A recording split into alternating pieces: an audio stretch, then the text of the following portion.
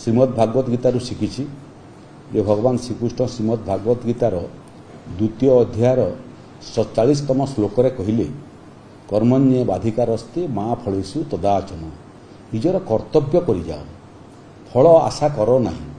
फल मनुष्य हाथ में नहीं फल भगवान दी थाए तेणु आम आम कर्म कलु प्रचार कलु लोकों पाखु पहुँचलु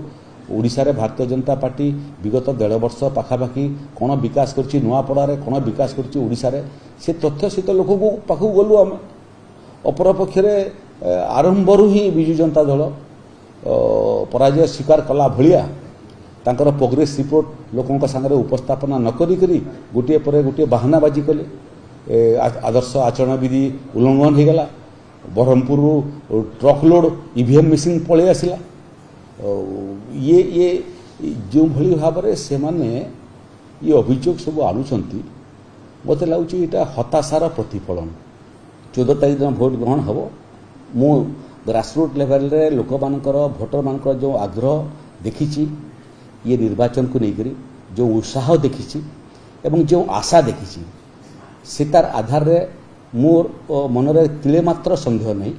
जे नुआपड़ा उपनिर्वाचन रे भारतीय जनता पार्टी रेकर्ड संख्यक भोट पाइब